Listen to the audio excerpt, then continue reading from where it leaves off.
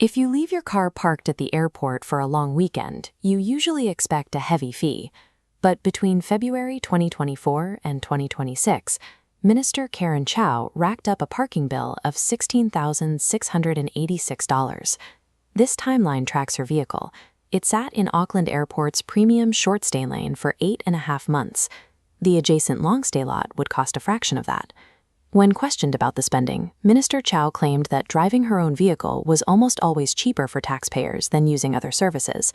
The math on that defense is hard to square.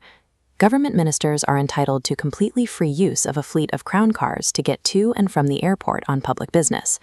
Veteran politician Peter Dunn reviewed the expenses and pointed out that ministers are supposed to apply the front page test to their spending, asking how the public would react to footing the bill. While ordinary citizens face deep financial pressure, a nearly $17,000 convenience fee exposes a system where ministers treat taxpayer funds with a casual exactness they deny everyone else.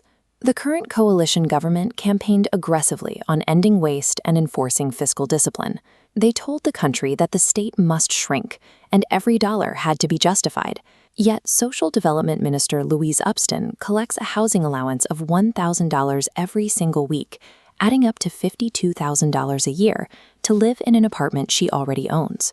At the exact same time, her ministry is drafting rules that will force low-income renters to spend up to 40% of their own wages before they qualify for housing support. The politicians enforcing budget cuts have built a structure where they personally absorb the perks, while the communities they govern absorb the austerity. This scale weighs what that austerity actually looks like. On one side is a $16,000 parking receipt.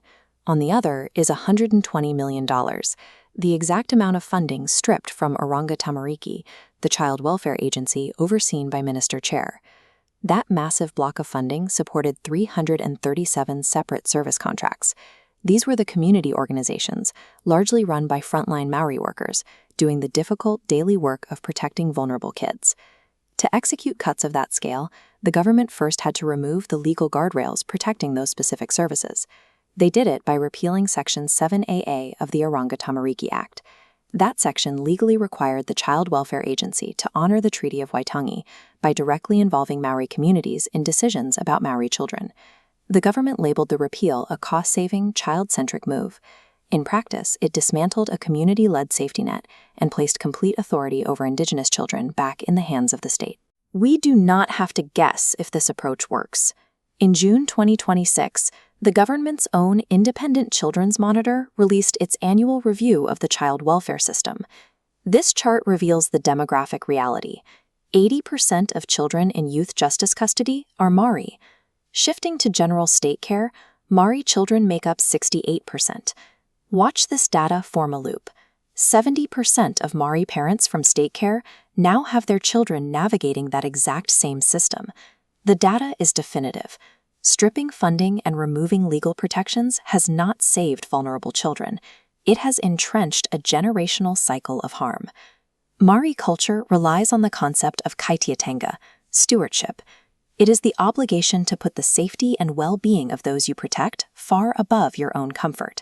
With state support gone, local communities and iwi are protesting the cuts and stepping into the void to provide that stewardship themselves. They are doing it while the minister responsible for 4,000 vulnerable children bypasses free transport to leave her vehicle in the premium lane at the airport. A government that preaches individual responsibility must be willing to practice it. True fiscal discipline means standardizing expense rules for ministers, restoring the $120 million taken from frontline workers, and reinstating the treaty obligations that hold the system accountable.